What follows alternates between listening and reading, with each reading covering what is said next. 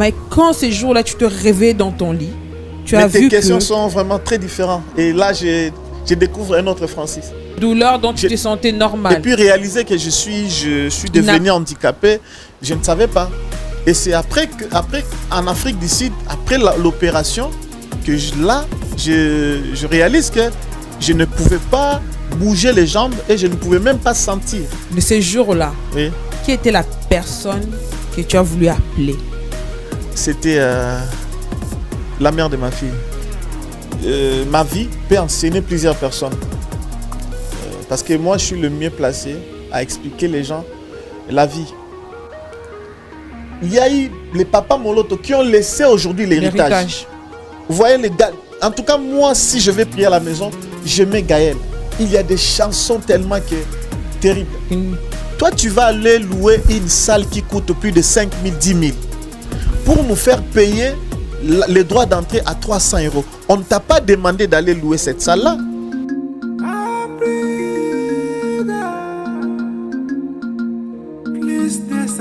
Chaque matin na la mukaka avana salatu na pelisa katele na ngae ba programme kitoko pona mboka chaque matin midi soir plus de 140 Africa plus de 143 ezo sala bien Tolanda yango 24/24 Africa plus de 143 Africa télé Abana Congo. Bonsoir, Africa, bonjour Africa, à toutes et à tous, ça dépend de l'heure. Vous allez suivre votre mission avec la grande dame Véristas Bouki. Vous êtes bien sur Aplis 243 et à ciel ouvert chaîne chrétienne. Cette émission est là pour parler de notre vie, notre quotidien, notre histoire, ce que nous avons vécu dans le passé et ce que nous sommes aujourd'hui. Je pense qu'à travers l'émission d'aujourd'hui, tu seras encore béni, édifié. Je crois que tu seras béni parce que je n'ai pas reçu n'importe qui. J'ai reçu un grand homme, un miraculeux. Dieu a fait tellement de choses dans la vie de cet homme.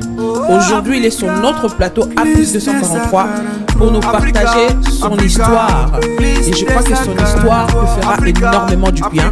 Il est déjà passé sur plusieurs plateaux, mais aujourd'hui, c'est spécial. Il va parler à cœur ouvert. Je salue la présence de Charlie H.M. Papa d'Elan et d'Eleana. Je crois que j'ai bien prononcé. Merci à Ali Salah, Kilanga Tebe, Papier Lifa, Roli Kakiawa. Toujours du mal avec ton nom, Roli. Qu'est-ce qui se passe? Et je crois que tu seras béni à travers cette émission. Que le Seigneur te bénisse. Suis bien cette émission. Je vais le saluer. Bonsoir, papa. Bonsoir. Ça va? Oui, ça va très bien, par la grâce de Dieu. Francis Lambert. Oui. J'ai bien prononcé. Hein? Oui. Enfin, on a fait l'émission aujourd'hui. Oui, il y a seulement le nom de famille qui manque. Francis Mwamba Lambert. Francis Mwamba Lambert. Et dans le prénom, c'est Francis Lambert et le nom de famille, c'est Mwamba. Ah, je suis vraiment... Moi, j'ai essayé un peu de styler ça. Donc, Francis Mwamba Lambert. Voilà. FML. FML, voilà. Tu signes toujours comme ça. Ouais, je signe comme ça. Ouais. Je suis vraiment ravie. On va parler français, Lingala, parce que cette émission va être suivie par les fidèles d'Aciel Ouvert Chaîne Chrétienne, les fidèles de Aplis 243. Oui. Ils sont tellement nombreux à nous suivre. On va être un peu bilingue. Je te laisse te présenter au public. Qui est Francis Mwamba Lambert? Ok, merci beaucoup de l'opportunité que tu me donnes devant tes téléspectateurs, tes abonnés. Je salue tout le monde. Bonjour, bonsoir. Merci de nous suivre. Il est difficile de parler de soi-même, mais je vais tenter de me présenter quand même. Je suis Francis Mwamba Lambert. Je suis congolais et né à Kinshasa, grandi à Kinshasa. Je suis serviteur de Dieu. Donc, je suis prédicateur et je suis chanteur. Ça, c'est d'abord sur le plan spirituel. Hein. Donc, je suis un chrétien. J'ai commencé... ma naissance, je partais à l'église avec maman. Ça, c'est normal. Vraiment, la foi, j'ai commencé en 1995 à l'église La Louange avec les docteurs Ngalassi, pasteur Ngalassi. Et donc, de 95 jusqu'à aujourd'hui. Et donc, Après, j'ai fait mes études, j'ai eu mon diplôme en pédagogie. Et après, j'ai fait le journalisme. J'ai eu mon diplôme en journalisme. Et après, j'ai continué encore. Aujourd'hui, j'ai fait développeur. Donc, je suis développeur web. J'ai étudié ici en France, développeur web. Je suis chef de projet numérique à MOA. Wow. Et je suis donc professeur, donc formateur professionnel d'adultes. Wow, tout ça. Ouais, ça c'est... Tout ça en toi. Bon, c'est pas encore fini, mais c'est ce que j'ai dit tout à l'heure, qu'il est difficile de parler de soi-même. Il y a tellement de choses à dire par là, à me présenter, quoi, parce que je suis un homme qui porte plusieurs casquettes sur moi. Je suis monteur, si on peut aller encore. Je suis un réalisateur, monteur. J'ai fait pas mal de choses, vraiment pas mal de choses. Ouais. Waouh, Dieu est bon. Ouais. J'ai dit seulement Dieu est bon. Amen. Avant de commencer vraiment notre mission, de rentrer dans notre sujet de mission, oui, je laisse à Lisa là de balancer une image et vous allez comprendre le but de notre mission. Alissa là va balancer cette image, suivez, et après cela, nous allons débuter notre mission. Vous allez comprendre pourquoi j'ai dit que cet homme est un miraculeux, un homme béni. C'est pour ça que j'ai dit Dieu est bon. Suivez cette image. C'est ici, dans cet hôpital, Biamba Marie Mutombo, qu'avaient été acheminés les corps repêchés dans les débris de l'appareil de la MONUSCO, qui a raté son atterrissage lundi dans l'après-midi à l'aéroport international de Ndjili. Nous sommes dans les couloirs du bâtiment. Un responsable de cet hôpital nous conduit vers Francis Mwamba, le seul rescapé des 33 passagers qui étaient à bord de l'avion. Mais avant de lui rencontrer, un entretien avec son médecin traitant, le docteur Chamamba. Celui-ci veut s'assurer que la caméra est éteinte. Contrainte professionnelle oblige, les images sont prises furtivement. Le docteur Chamamba s'entretient avec nous pour obtenir l'aval de la victime. Francis Mwamba, très coopératif, n'hésite pas. Couché sur son lit, les yeux fermés, Francis nous accorde cette interview et lance un appel pathétique aux gens des bonnes volontés. Merci Télé 50 pour vos démarches. Vous êtes venu me surprendre ici à l'hôpital où je suis interné. D'abord, je suis interné parce que j'avais plutôt connu la crash d'un avion. Alors, parmi ces gens qui étaient à bord de cet avion, je suis le seul qui était sauvé. Alors, pour mon cas, les médecins m'ont dit que j'ai un problème au niveau des colonnes vertébrales. Alors, pour que je puisse bien récupérer mes deux jambes, on doit m'évacuer de ce pays. Donc, je dois aller dans d'autres pays, là où on soigne bien les cas de colonne vertébrale. J'ai saisi de cette occasion pour demander aux gens de bonne foi, surtout au gouvernement, Papa Mosito, Maman Olive, Joseph Kabila, qu'ils me soutiennent un peu parce que j'ai besoin vraiment de mes deux pieds. Si aujourd'hui je récupère mes deux pieds, j'aurai encore le courage d'aller chercher les informations pour l'intérêt de notre population. Sur place, nous sommes informés que la situation de Francis est très critique. La victime doit être urgemment transférée à l'étranger pour une meilleure prise en charge. Selon son médecin, sa colonne vertébrale a été sérieusement touchée. Les problèmes se posent juste au niveau de la colonne lombaire, parce qu'il a une fracture au niveau de la colonne lombaire qui comprime la moelle épinière. C'est ce qui fait qu'il a une importance fonctionnelle au niveau des membres inférieurs. Ici, on n'a pas de centre spécialisé pour les opérations de la colonne vertébrale.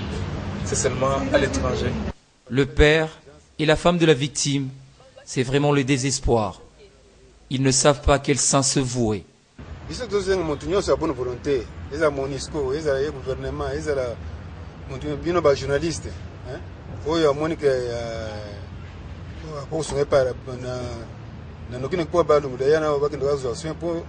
D'ici là, il faut ils ont un endroit sengeli. Nous avons lancé appel à Moutounios, la président, la biso, la maman Olive, Moutounios, pour aider biso, les journalistes, pour aider biso, Moutounios, président. Donc tout ça aide à Moutounios à aider biso, c'est vraiment urgent. Pour les directeurs généraux de cet hôpital, c'est plutôt les personnels qu'il faut féliciter pour sa bravoure. Au cours de notre entretien, M. Alexandre nous fait savoir que la prise en charge est intégralement assurée par l'hôpital. La mission des Nations Unies, quant à elle, a décliné toute responsabilité. Sur 33, 32 sont décédés, donc ce qui montre que ce n'était pas une mince affaire. Donc celui-là, sûrement, malgré qu'il survit, il a peut-être d'autres séquelles qu'il faudrait absolument qu'il soit pris en charge à l'étranger. Pour l'instant, Francis Mwamba reste interné à l'hôpital, attendant qu'une solution soit trouvée pour son transfert à l'étranger. Oui, il faut qu'il parle vraiment. Nous avons parlé. Surtout insister là. Voilà, vous avez suivi cette émission. C'est pour ça que je vous ai dit que Dieu est bon. Dieu est bon, Dieu est bon. Dieu a permis que cet homme soit là aujourd'hui pour montrer sa grandeur, pour témoigner sa fidélité. Et je crois qu'il a beaucoup à nous dire ce soir. Francis Lambert Mwamba. Les bien-aimés, les téléspectateurs, ils ont bien vu l'image. Oui. Je pense qu'ils ont compris le but de notre émission, à cœur ouvert, mon histoire. Oui. J'ai une question pour commencer voir notre émission. Oui. Avant ce qui est arrivé dans le passé, qu'est-ce que Francis avait souhaité dans sa vie future? Une très belle question, merci beaucoup. Oui, comme je venais de dire dans la présentation que j'ai suivi, en fait j'ai eu mon diplôme en pédagogie et j'ai pensé être docteur. Alors, mais il y avait un papa, notre voisin, qui est allé voir mon père pour lui dire que non, il faut que Francis fasse la mécanique ou bien, vous voyez, ça paye. Parce que lui, il avait un atelier. Et je me suis engagé là-bas et j'étais bijoutier. Donc, je sais créer des bracelets, des chaînettes et tout ça. Donc, voilà. C'est là où j'ai travaillé plusieurs années. Alors, moi, je souhaitais être un médecin dans l'avenir. Maintenant, en grandissant, vous voyez, on se découvre aussi. Hein. On essaye de découvrir qu'est-ce qu'on a comme don, comme talent. Et donc, à tout petit, j'ai chanté. Ma mère m'a amené à l'église où j'ai chanté dans la chorale à l'église. J'ai oublié le nom de l'église en question, mais j'ai parti, j'ai chanté. Mais avec le temps aussi, j'étais encore trop petit, mais j'ai commencé même à écrire. Vous voyez, quand j'ai atteint déjà 12 ans, 13 ans par là, j'écrivais beaucoup. En tout cas, je pouvais que prendre un papier et j'ai commencé à écrire beaucoup de choses. Et donc, j'écrivais. Et c'est comme ça que j'ai chanté aussi. Et quand j'ai découvert que je peux chanter, je peux écrire les paroles, et c'est comme ça que je me suis dit non, je serai peut-être chanteur aussi. Je vais chanter, mais pour la gloire de Dieu. Et c'est comme ça qu'avec le temps, mon père me poussait aussi par rapport à cela. Donc, j'ai commencé à chanter maintenant. Et quand j'ai commencé en 1995 à l'église de la Louange, c'est là que j'ai vraiment commencé à me mettre un peu dans le bain plutôt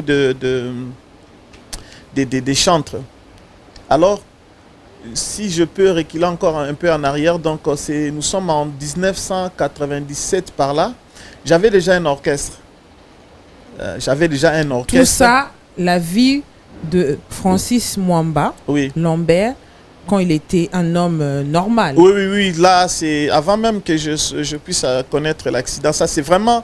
Je suis dans les 15 ans, j'avais 15 ans, 16 ans par là. Donc, tout ça, là, c'était quand tu sais que tu voulais devenir. Oui. Maintenant qu'on rentre dans notre but de l'émission et quand cette situation est arrivée, parce que ce visage est connu du grand public, hein, oui.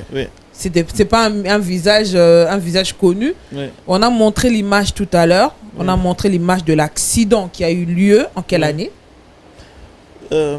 C'est 2011, le 4 avril 2011. 4 avril 2011, donc ça fait plus de 13 ans. Oui. Aujourd'hui, Francis Mwamba Lambert, j'aime bien préciser, hein, Francis et Mwamba handicap Lambert. en fauteuil roulant après cet accident. Mais tout ce que Francis avait rêvé dans le passé, est-ce que Francis a réalisé ça aujourd'hui malgré son handicap? Malgré l'handicap, je ne me vois pas interdit à faire ce que j'ai rêvé. Puisque après l'accident, d'ailleurs, avant, puisque mon rêve était de devenir chanteur. J'avais déjà un orchestre avant mon accident. J'encadrais vraiment pas mal plus de 22 personnes et j'ai chanté dans les festivals, dans des églises où on m'invitait, j'ai chanté aussi. Après, il y a eu un souci avec un frère avec qui j'ai chanté. D'ailleurs, en venant ici, j'ai vu mon frère Olivier. Olivera qui chante chez le frère héritier. J'ai chanté avec lui dans la chorale. Donc j'ai chanté avec pas mal des artistes qui sont aujourd'hui connus aussi dans d'autres groupes. Notamment héritier aussi, il venait à l'Athénée de la Gombe où nous on étudiait, il venait faire un peu de désordre là avec ses amis. Donc là, c'est dans le parcours avant même, parce que je recule un peu pour revenir là. Et je partais même chez papa Charles Mombaya, j'ai été encadré aussi par lui. Vraiment, j'ai bénéficié de ses conseils et des orientations. J'ai continué à chanter, j'ai continué toujours à écrire. J'avais écrit beaucoup de chansons. Vous voyez, mais à l'époque, je n'avais pas sorti un album pour moi, ni un single. Mais j'avais quand même chanté au studio pour un frère. Et alors, maintenant, après l'accident, c'est là que, en Afrique d'ici, tout en étant convalescent, j'avais ma jambe comme ça, donc je ne pouvais pas bouger, je ne pouvais pas... mais là, c'était encore, je pense que c'était 6 mois après l'opération, j'ai parti au studio, j'ai chanté. J'ai fait l'album de 8 titres. Et donc, j'ai enregistré la nuit. Donc, chez l'ingénieur Israël Mouteba, que je salue avec sa femme, maman Léo Maria Rocha. Donc, elle m'a accompagné. Donc, il faut dire que l'handicap aujourd'hui, ça ne t'a pas empêché de réaliser tout ce que tu as Ça ne m'a rêvé. pas empêché, d'autant plus que j'ai fait plus de 3 albums déjà. Et là même déjà mais là, bientôt... tu parles trop de tout ce qui est artistique. Ouais. Moi, je parle de les études, même sur le plan... tout ce que tu as rêvé dans ta vie avant que cette situation arrive aujourd'hui, tu te retrouves dans un fauteuil roulant. Oui, nous d'abord à la maison, c'est les études. Mon père aimait beaucoup qu'on puisse étudier et mon rêve aussi c'était d'étudier. Donc tout ça, l'handicap, ça t'a pas bloqué? Ça ne m'a pas bloqué pour, parce que devenir cet homme que tu es aujourd'hui avec plusieurs casquettes. Oui, parce que devenir formateur professionnel d'adulte que je suis aujourd'hui, c'est après l'accident. Devenir développeur web, c'est après l'accident. Devenir chef de projet AMOA, que je suis aujourd'hui, c'est après l'accident. Donc, sur le plan professionnel, c'est après l'accident. Même sur le plan de la foi, je ne suis plus la personne que j'étais hier sur le plan de la foi. Même la prédication. Mais comment après cet accident, je crois que tu as déjà parlé avec beaucoup de personnes, les gens connaissent cette histoire, mais quand ces jours-là, tu te réveilles dans ton lit, tu as vu que... Tes questions sont vraiment très différentes. Et là, je découvre un autre Francis. Je sors ce que je n'avais pas encore sorti.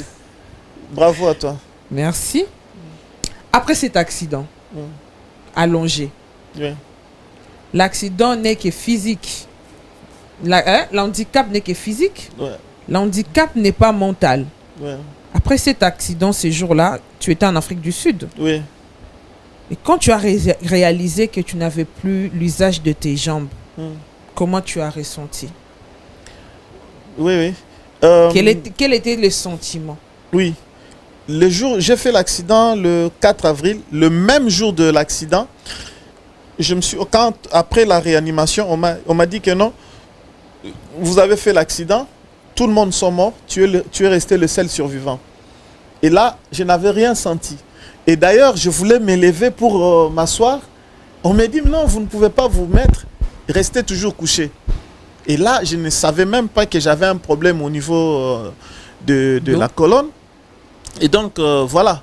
Et il n'y avait aucune douleur, ni la douleur au niveau de donc, tu n'avais aucune douleur, donc tu te sentais normal. Et puis, réaliser que je suis devenu handicapé, je ne savais pas.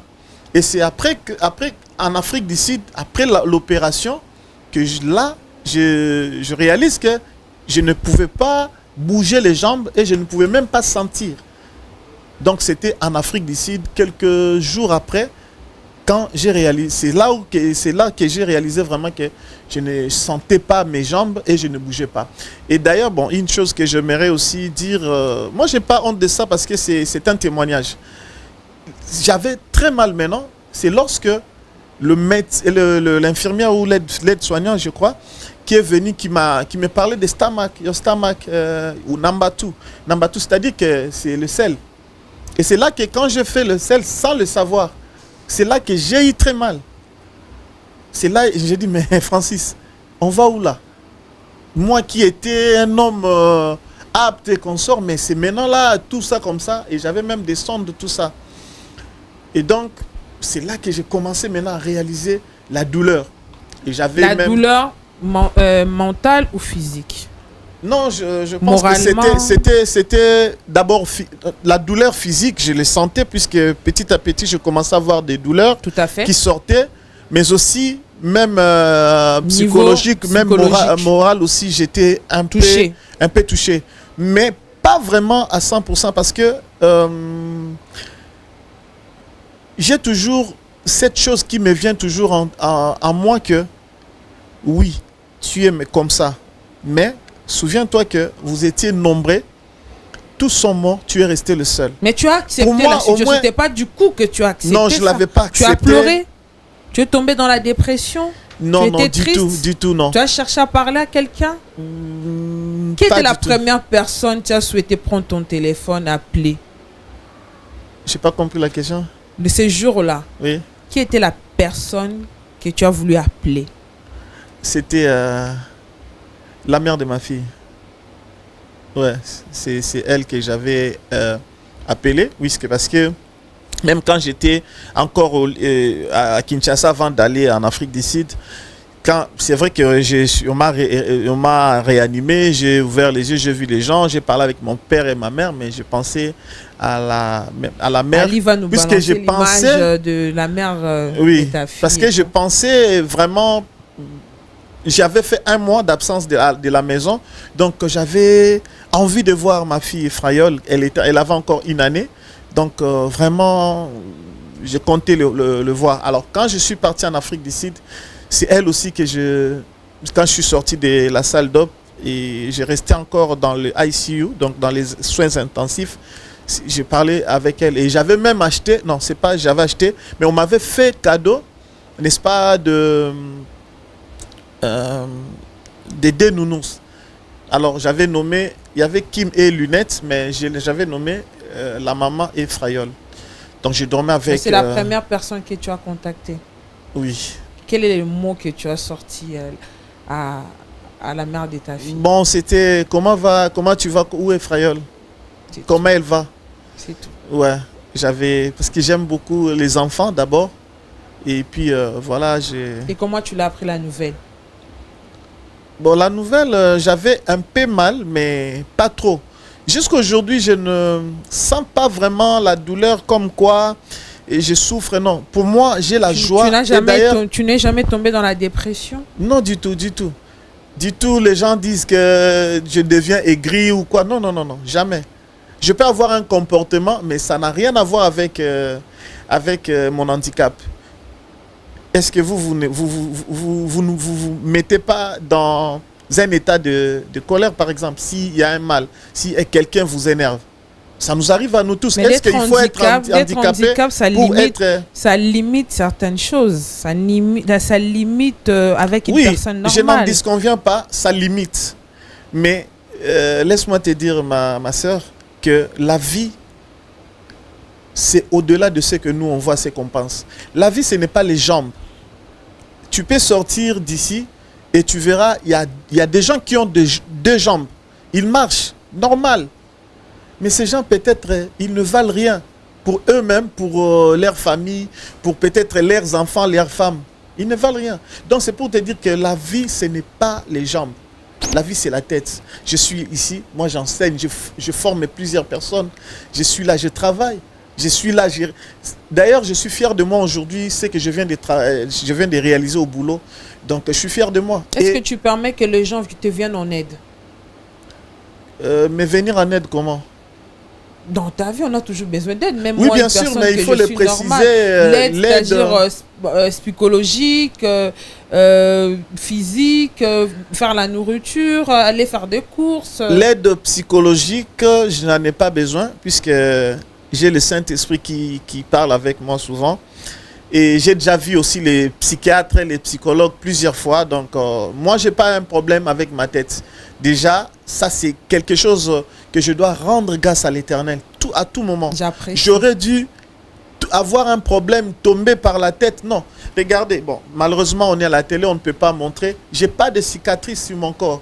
À part seulement là où on m'a opéré, c'est ce qui est normal. Mais je n'ai pas de cicatrices. Regardez même mon visage. Mais quand on voit plutôt les images de l'avion, comment c'était en morceaux. On ne peut pas croire que je suis sorti dedans. Vous voyez? Donc, c'est fort ça. Je suis besoin d'aide, oui, parce que même vous, parfois vous avez besoin des gens qui viennent vous aider pour rester peut-être avec les enfants. Tout à fait. C'est une aide, n'est-ce pas? Tout à fait. Donc, oui, mais à combien plus forte raison, moi, comme ça, je peux aussi, oui, parce que là où j'habite avec ma fille, on est là, on n'est qu'à deux, mais si tu viens sur moi, tu trouveras, c'est très propre. Tout est dans le norme, en fait. Je prends soin de ma maison. C'est vrai que oui, j'aurais besoin des gens, peut-être m'aider et faire des courses, ça je ne peux pas refuser. Oui, mais Dieu prend soin de moi et j'ai un mental d'acier. J'apprécie ce genre de personnes. Ouais. Tu as félicité. Merci. Comme tu as dit tout à l'heure, il y a des gens qui sont à l'extérieur, qui ont les jambes, mais ils n'ont pas la tête. Mais toi, tu n'as pas les jambes, mais tu as la tête. Et c'est une grâce pour bénir le Seigneur. Et ça m'épate, en fait. Oui, moi, je suis fier de moi. Je suis fier de moi. Déjà, en grandissant, j'étais toujours premier à l'école. J'étais toujours un leader, quelqu'un qui réunissait les gens, les jeunes chez moi, les amis du quartier. Ils venaient chez nous. Je les recevais. Je prenais même, tu vois, comment on appelle encore, des fruits, les mangues. Je pouvais accueillir le mangue, je coupe, je mets sur l'assiette, je sers mes amis. Je pouvais faire du thé depuis mon enfance. Donc je suis cette personne qui a le cœur sur la main. Tu es béni de Dieu.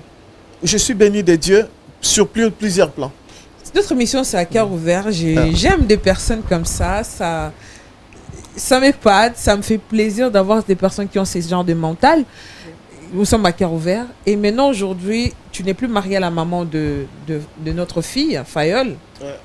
Mais comment va ta vie amoureuse? Comment va-t-elle? Sans indiscrétion, hein, peut-être. Est-ce que ta vie amoureuse, ça va? Les gens, tu as essayé, ça a marché avec ta situation? Tu t'es senti aimé? Et aussi, j'aimerais dire aussi, bon, en fait, je pense que ma vie peut enseigner plusieurs personnes. Parce que moi, je suis le mieux placé à expliquer les gens la vie. Bon, avec la mère de ma fille, que je salue, peut-être si elle va suivre. Je pense qu'on va l'envoyer. Ouais, donc, c'est fini depuis, mais je suis quand même un homme. J'ai des sentiments. Voilà, j'ai tenté, comme toujours. J'aimerais préciser que ma séparation avec elle, ce n'est pas à cause de l'handicap, parce qu'on a vu déjà, n'est-ce pas, les gens qui ont deux jambes, qui ont peut-être l'argent, mais qui se séparent. Tout à fait. Donc, si je me sépare avec la mère de ma fille, ce n'est pas à cause des jambes. Donc ça, après, j'ai tenté quand même. Comme on tente toujours, hein. Il y a des gens aussi, toujours essayer, hein. Vous tentez, vous restez 1 mois, 2 mois, après ça ne marche pas, après une année. Parce qu'on doit savoir pourquoi on vient. J'avais une blanche qui d'ailleurs un jour elle était fâchée parce que moi j'avais un peu cette mentalité-là. J'ai dit mais Tu fais ça pourquoi? Parce que je suis en fauteuil roulant. Il me dit, Francis, n'ose plus me répéter ça. Ça, c'est vous, avec vos mentales, vous pensez que pour que je t'aime, je dois avoir... Mais avant, au début, je ne t'ai pas vu que tu étais en fauteuil roulant. Donc, ce n'est pas ça. Et c'est par là que j'ai compris que je suis aimable. Et on a continué, mais il y avait un désaccord, parce que je ne pouvais pas vivre dans la fornication. Donc elle avait des besoins excessifs, et donc voilà, moi je ne pouvais pas, il fallait être en ordre, quoi. Tout à parce fait. que je suis chrétien quand même. Et voilà. Après, ça n'a pas marché. J'ai tenté aussi. Bon. Une chose que j'aimerais dire peut-être à ceux qui nous suivent, ceux qui n'ont pas encore et ceux qui espèrent, vous savez, la Bible dit, l'homme propose, Dieu dispose. On a tous, n'est-ce pas, des besoins. On a tous une vision. D'ailleurs, vous m'avez posé la question, quelle a été votre vision dans le futur? Qu'est-ce que vous souhaitez être? Vous voyez, tout le monde, comme d'autres garçons aussi, pensent que pour moi, la femme, je dois avoir vraiment cette femme-là qui est bien battue, bien garnie. Vous voyez, la poitrine, excusez-moi. Mais ça, c'est la pensée. Vous voyez. Mais qui te dit que toi, parce que tu as dessiné ta femme dans tes pensées, ça va être seulement celle-là que tu vas trouver. Parfois, ce n'est pas elle. Tu vas tomber peut-être sur une femme moyenne. Parce que nous devons oublier, nous ne devons pas plutôt oublier que Dieu ne nous donne pas toujours ce qu'on lui demande. Dieu peut te donner, si tu demandes $100 et 100 euros, Dieu peut te donner 100 euros. Juste, il te donne 100 euros. Il peut te donner, en lieu et place de 100, il te donne 50. Il sait pourquoi il te donne 50. Dieu peut te donner au-delà de ce que tu as demandé. On a vu avec Salomon dans 1 Roi chapitre 3. Salomon a demandé l'intelligence et la sagesse. Mais Dieu lui a donné au-delà.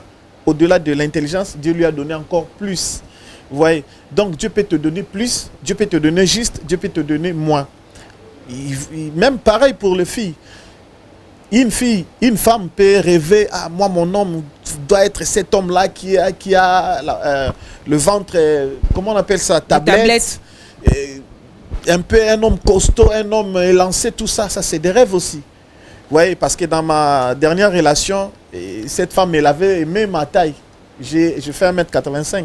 Wow. Ouais, elle aimait ça. Vous voyez. Et donc, ça c'est la pensée.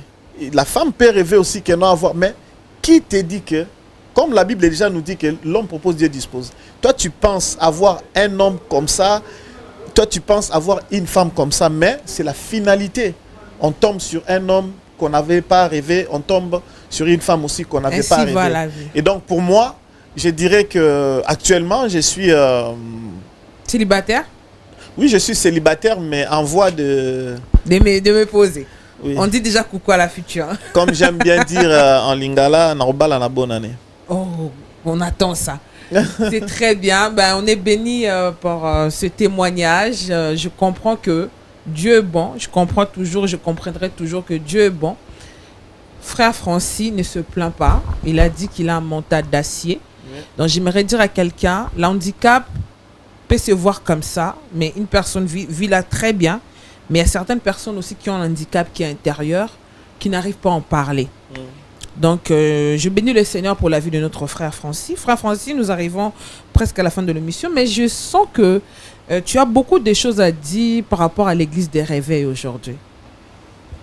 Oui, bien sûr. Je vois par les écrits sur le réseau. Oui, bien sûr, parce que, vous savez, si tel que nous sommes là, il y a peut-être, toi tu vois que cette chose va tomber sur moi. Mais tu me regardes et ça tombe sur moi, ça me blesse. Et les coupables, on dit même dans la loi, on dit que non-assistance des personnes en danger. Donc nous aujourd'hui, ces derniers temps d'ailleurs, ça fait partie des projets que j'ai actuellement. Et je vais donner mon numéro. Vraiment, j'aimerais que le frère et le sœur qui vont être touchés, qui vont comprendre mon message, qu'ils m'appellent. Parce que j'ai besoin vraiment, nous devons sauver. Je me pose la question, qui pour sauver l'église corps du Christ? Qui pour sauver les gospels congolais? Vous voyez, ça c'est la question. Mais à cette question, il y a la réponse déjà. Si je dis qui va sauver l'Église, qui pour sauver les gospels, c'est Dieu. Mais Dieu va sauver, Dieu se sert de nous, les instruments. C'est-à-dire que Dieu, comme il est en train de m'utiliser, j'ai cette pensée, j'ai cette inspiration, je suis en train de parler de ça. Et donc, les frères et sœurs qui vont aussi adhérer à cette idée, qu'ils viennent je te laisse, pour qu'on puisse... Je te laisse passer le message en un mot. En fait, pourquoi? Parce que je suis en train de regarder, nous quand on a grandi, je ne dis pas que c'est aujourd'hui que les choses ont commencé à biaiser ou à aller mal, mais ça va encore de plus en plus mal. Et nous serons coupables, nous serons mis sur le banc des accusés si on est là, on voit le mal s'accroître et on ne dit absolument rien. Vous voyez? Donc, je ne dis pas ici que je suis un donneur de leçons, je ne suis pas un homme parfait, non, mais tout en étant un homme conscient, un homme qui a l'intelligence et la sagesse que Dieu donne, je vois que le gospel va très mal. Aujourd'hui, on danse les mots pas chauds dans les clips chrétiens. Aujourd'hui, le gospel copie tous les frères qui ont l'aura aujourd'hui, pour ne pas les citer nommément. Ils commencent à faire des clips comme, faire des danses comme, chanter comme. Vous ne verrez pas des chansons d'aujourd'hui durer longtemps. Ce sont des chansons qui sortent et qui disparaissent à 2 jours, 3 jours. Mais quelle est la mission maintenant de frère Francis? Oui, la mission c'est que j'appelle à la conscience, à la prise de conscience de tous les autres, même ceux-là qui ont l'aura, qui chantent ça et là, qu'ils prennent conscience. Vous voyez, qu'ils prennent conscience que nous devons laisser l'héritage. Parce que avant nous, il y avait des papas, des Ningonde qui ont chanté. J'aime beaucoup ces papas. Il y a eu les papas Moloto qui ont laissé aujourd'hui l'héritage. Vous voyez les gars. En tout cas, moi, si je vais prier à la maison, je mets Gaël. Il y a des chansons tellement terribles. Et la chanson que j'aime, c'est entre les colonnes, j'avance dans tes parvis. Dans tes parvis. Cette chanson, ça m'amène encore dans la profondeur. Non, ouais, on a besoin des chansons qui nous inspirent, qui nous amènent dans la présence de Dieu. Qui nous plongent dans la présence de Dieu, des chansons qui nous amènent encore, n'est-ce pas, à la visitation divine. Mais ce n'est pas des chansons qu'on entend aujourd'hui où il y a des mboakela, vous voyez, des jetons. Il y a des chansons où on ne sent, il n'y a que des paroles et il y a le nom de Jésus. Ce sont des commerçants, moi je les appelle comme ça, en tout cas, veuillez m'excuser, mais ce sont des commerçants. Puisque on vend même les CD, on fait payer les concerts. Chose qui est mais oui, mais si vous vendez les CD, ça fait partie pour les projets. Maman, je vais les concerts. Il faut louer la salle, il faut payer les artistes. Hein, Maman. Rien n'est gratuit aujourd'hui. Tu sais, le problème est que les choses sont tellement allées mal que on commence à trouver les choses aujourd'hui normales. Certaines choses, aujourd'hui, c'est que les gens commencent à voir les mal normales et ce qui est anormal, normal. Vous voyez, les églises, c'est les églises qui devraient normalement être des producteurs des chantres. Toi, tu vas aller louer une salle qui coûte plus de 5 000, 10 000 pour nous faire payer les droits d'entrée à 300 €. On ne t'a pas demandé d'aller louer cette salle-là. On peut louer Dieu même dans la rue. Nous, on a grandi, n'est-ce pas? Ce n'est pas Papa Alissa là qui va me contredire. Radio Sangomalam, organisé en plein air. Papa Alain Moloto, même avant de nous laisser, ça, moi je suis de Kassavoubou, sur le boulevard, devant le stade des Martyrs. Il faisait en plein air, les concerts là. Il y avait... Triomphal, voilà. À l'église centenaire, Sangomalam organisait des choses là-bas. C'était gratuit. Aller au stade Tata Raphaël, stade de Martyrs, on entrait gratuit. Fikine, voilà. Donc, je ne dis pas que tout doit être gratos ou bien quoi, mais c'est l'église qui devrait normalement soutenir les chantres. Aujourd'hui, les chantres sont devenus exigeants. Aujourd'hui, les chantres demandent même dans son cachet. Il n'y en a pas, il ne vient pas. Moi, je suis là, maman. Et je vais vous dire une chose. Hein. J'ai fait un album, mon deuxième album, Homme Nouveau. J'ai dépensé 10 000 €. Et pour ne pas vendre, vous allez me dire, bon, Yebanité, tu n'es pas connu. Non, c'est pas que je ne suis pas connu, j'en ai même pas besoin. J'ai besoin que Jésus-Christ soit connu à travers moi, à travers ma vie. Comme la Bible dit, l'Esprit de Dieu rend témoignage que nous sommes enfants de Dieu. Voilà. Donc, maman, j'ai sorti l'argent, mais par rapport à ce que Dieu m'a béni, qu'est-ce que nous on donne à Dieu pour le don qu'il nous a donné, les talents qu'on a, pour bien chanter, pour bien écrire? On ne donne rien. Ils gagnent beaucoup. Mais tu verras que ces présidents, je vais les appeler comme ça, les présidents des groupes là, des chantres là, tu verras qu'ils chantent, ils sortent un album, ils vendent, mais les frères et sœurs qui l'accompagnent sont pauvres, sont des locataires. Lui, il se tape une belle maison à Gombe, lui, il se tape une belle maison vers ma campagne et consort. Mais ces frères-là habitent dans les quartiers reculés de la ville. Et voilà. C'est des mêmes avec des pasteurs. Pareil. Mais il faut que, c'est pour cela ma démarche est qu'on lutte un peu pour que les choses changent.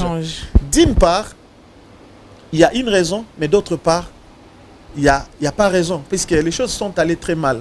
Maman, on ne peut pas... Pour moi, je signe et j'insiste qu'on ne doit pas faire payer les salles. Plutôt les droits d'entrée des concerts. Parce que malheureusement, on n'a pas assez de temps. Je pouvais expliquer. On va revenir. On va revenir. Je vais vraiment toucher la Bible. On va revenir. Oui. Je sens que tu as beaucoup à dire. On va revenir pour qu'on parle. Tu as dit tout à l'heure, on ne peut pas toucher la Bible. Non, j'ai dit que je vais toucher la Bible. Okay. C'est-à-dire que parce que les chrétiens ne font que ce qui... En fait, notre référence, c'est la Bible. Si je ne peux pas venir aujourd'hui interdire les gens sur base de quelle écriture. Donc moi, je vais dire non à quelque chose si la Bible le dit aussi. Mais si la Bible ne le dit pas, je ne le dis pas. Il y a des choses que la Bible dit, il y a des choses aussi la Bible contredit. Hein. Non, la Bible la parole de Dieu ne se contredit pas. La parole de Dieu, elle est complémentaire. Je vais dire une chose. Vous voyez l'apôtre Pierre, nous sommes dans 2 Pierre chapitre 3, le verset 15 à 16.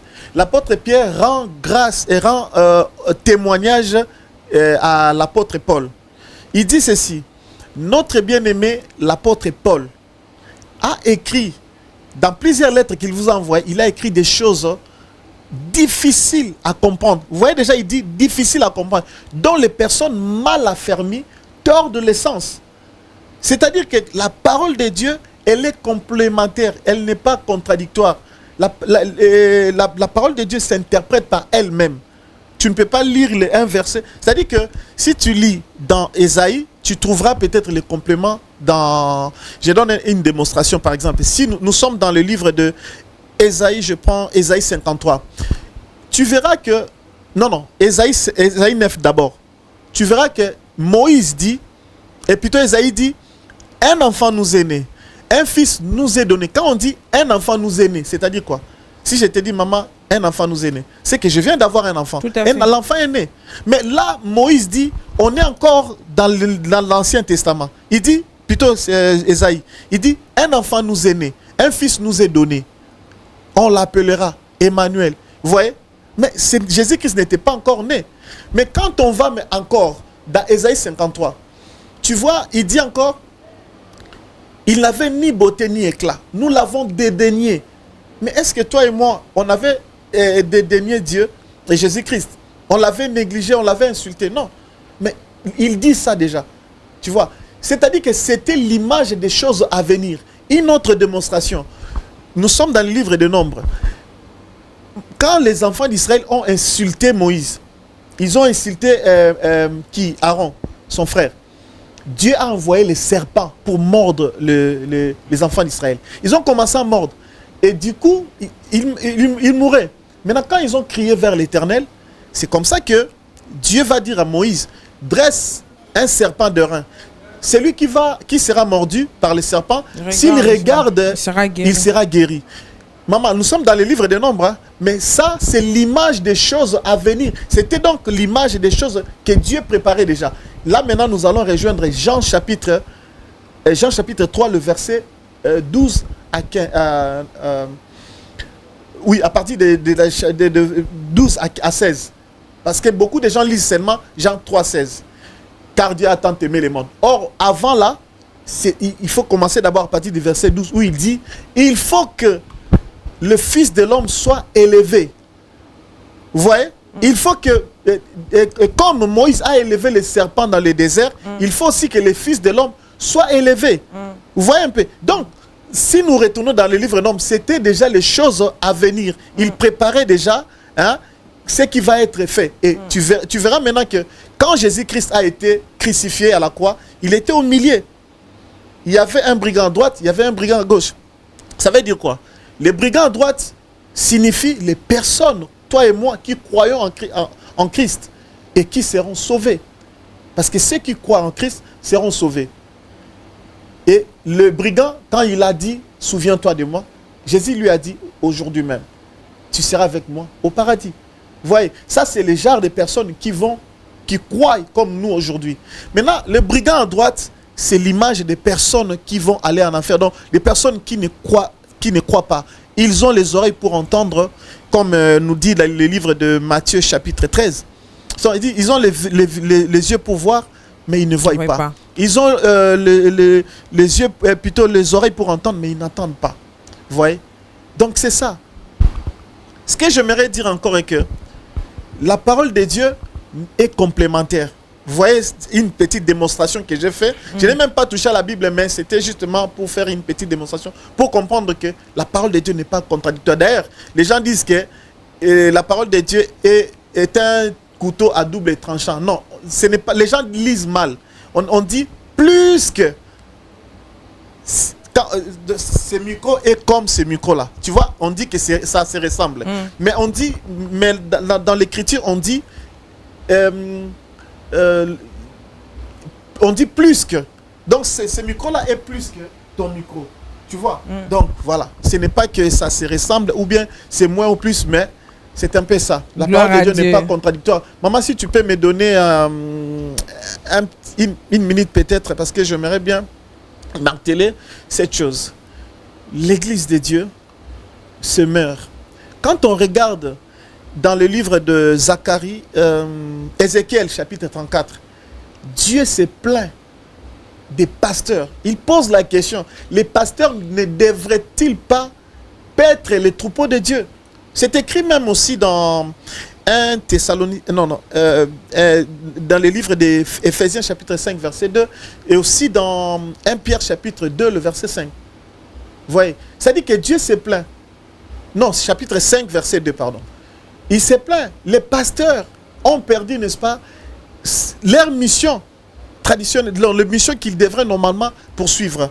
C'est-à-dire qu'aujourd'hui, on n'a plus de chrétiens qui viennent, c'est-à-dire les âmes qui viennent vraiment pour être convertis. On a seulement tel qui quitte là-bas pour l'autre église. On a tel qui va... Vous voyez un peu, ça fait un peu ça. On va revenir, on va parler en profondeur. On ne cherche pas les nouvelles âmes. On ne gagne plus les âmes, on se contente seulement des âmes. Et le pasteur se donne le luxe d'aller à Dubaï, faire des vidéos et qu'on sort. Tu sais, maman, j'aime ce que le frère Oazeko a dit.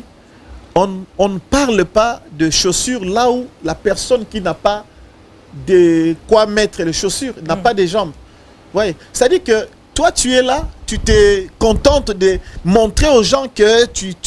D'ailleurs, moi, quand je suis toujours contre, quand je vois le pasteur... Je sens que tu as beaucoup à dire, je sens qu'il y a une colère qui est en train de monter. Je salue ma femme, maman pasteur, oh ma plus belle fleur, oh ma chouchou.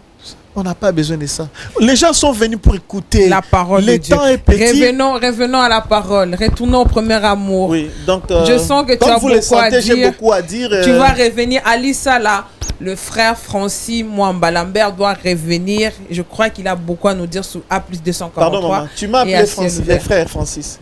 Essaye d'appeler ce dimanche-là. Va à l'église. Tu as ton pasteur. Appelle-le frère. Il va s'énerver. Il a beaucoup à dire. Oui, mais si tu... ce que je vous dis, c'est sérieux. Oui, maman, je sais. Si tu essayes d'appeler ton pasteur, qu'il soit apôtre, évangéliste, frère, si tu l'appelles frère, il va se fâcher. Or, le vrai titre, c'est le frère. Bien sûr. Le vrai titre, les apôtres s'appelaient frères. Si tu regardes l'apôtre Paul, il dit toujours frère. Si.